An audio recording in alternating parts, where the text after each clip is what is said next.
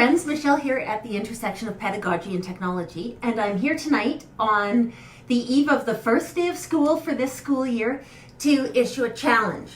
And my challenge is I'm challenging you to plan to have the best year ever.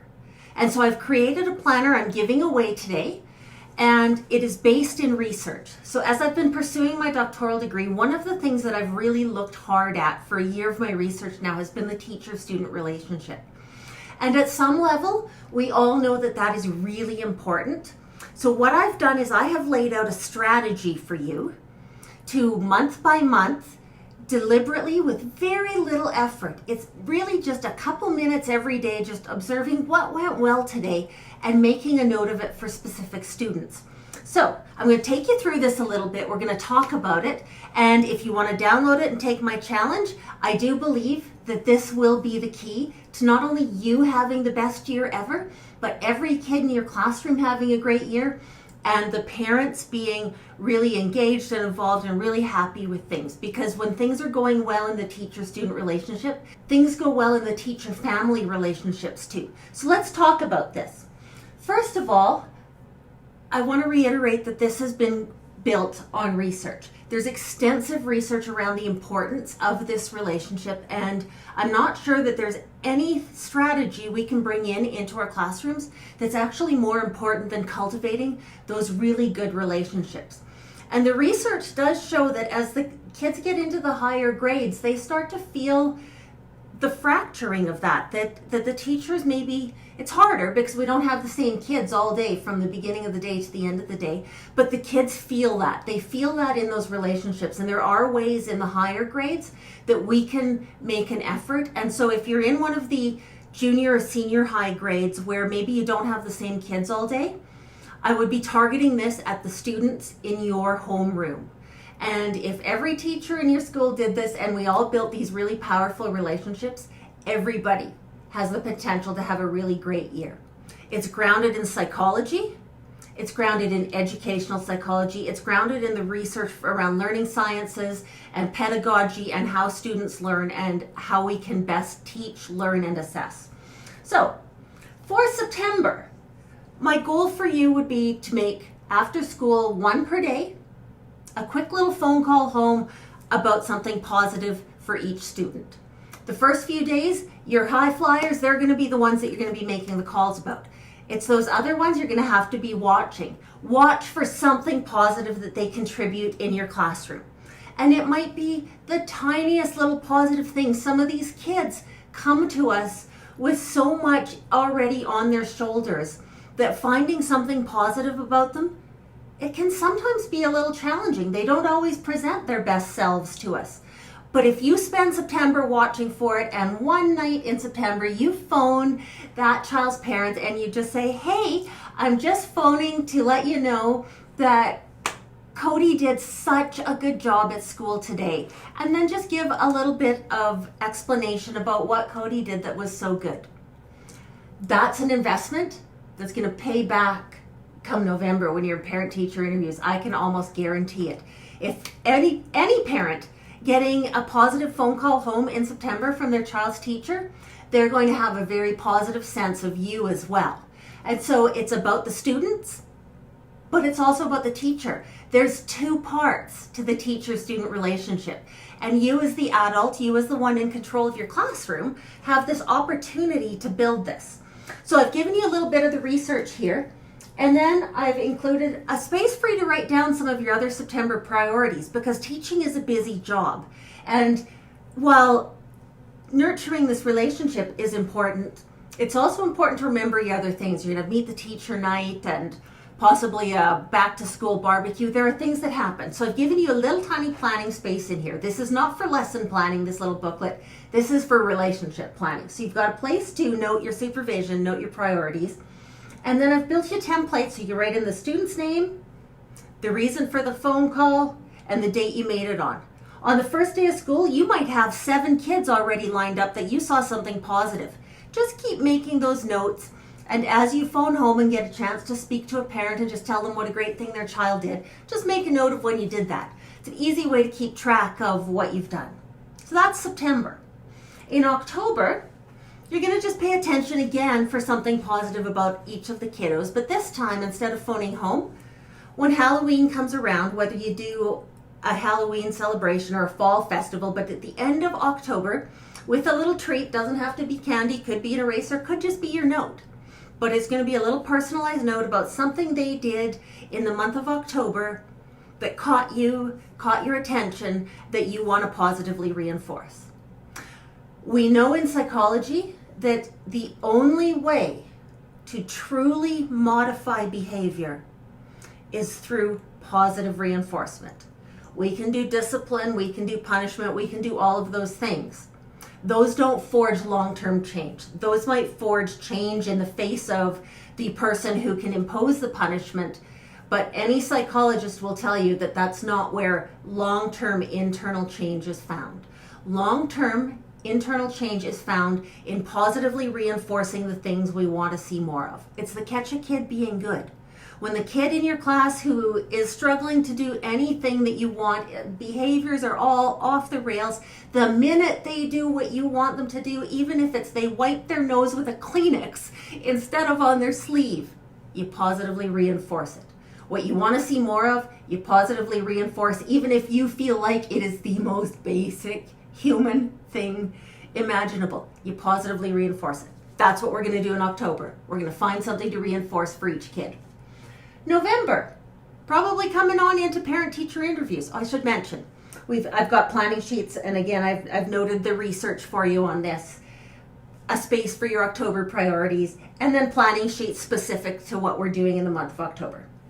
Moving into November, that's our Remembrance Day month. And this month, because parent-teacher interviews are probably on your doorstep, I want you to identify an academic strength for each student. Every kid's going to have something they're good at. It might not be at grade level yet for some of them, but if they have a strength, identify that, communicate that.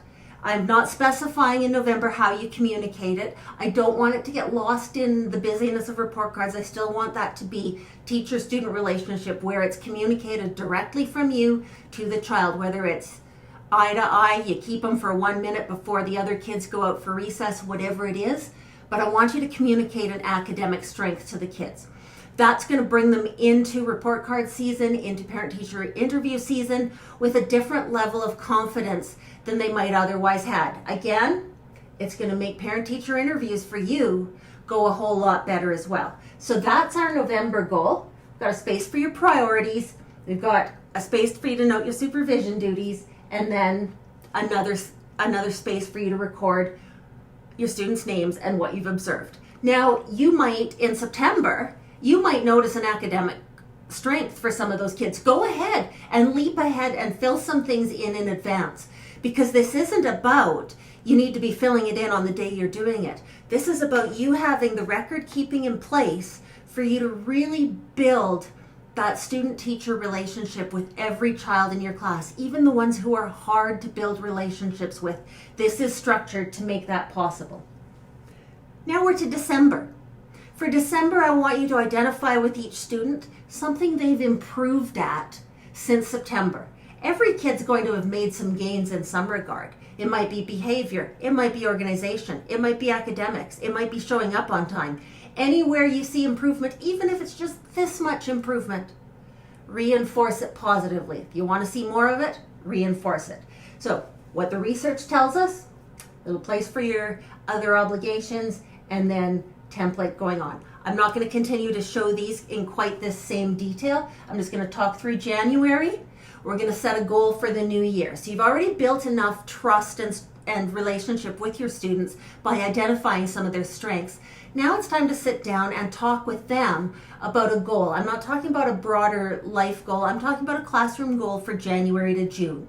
What would they like to see happen in their world in your classroom? Again, could be behavior, could be academic, could be a friendship goal, might be all manner of different things, but each student have a chance to sit and chat with you for a couple minutes at some point to just set a goal for themselves.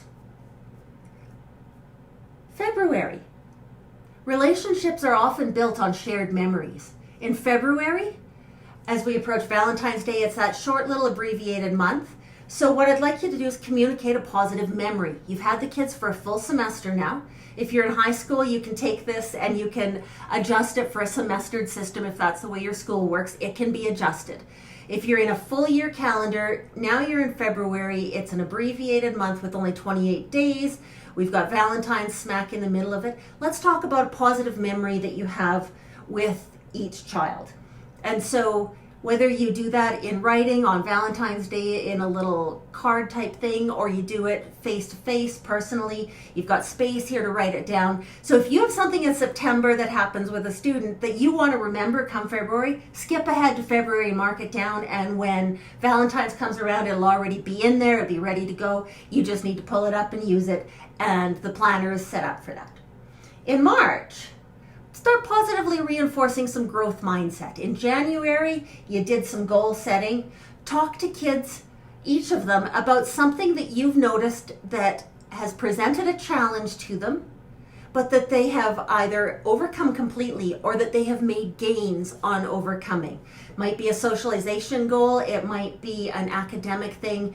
It's your classroom, they're your kids, and by this point in the year, you know those kids really well, and talking about growth mindset and reminding them of times that they found things challenging, but they still managed to persevere. That's really powerful stuff.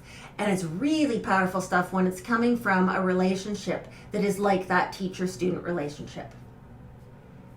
In April, I want you to acknowledge something positive about their personal characteristics, about their character, about their personality.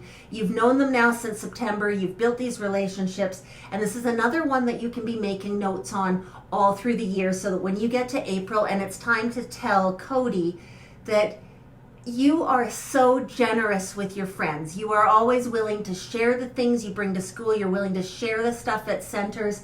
You always share your lunch, or if they're older kids, you share your device with them. You share your lunch with them. You see what the kids do on a day-to-day basis, and you know their little personalities. Reinforce those positive characteristics.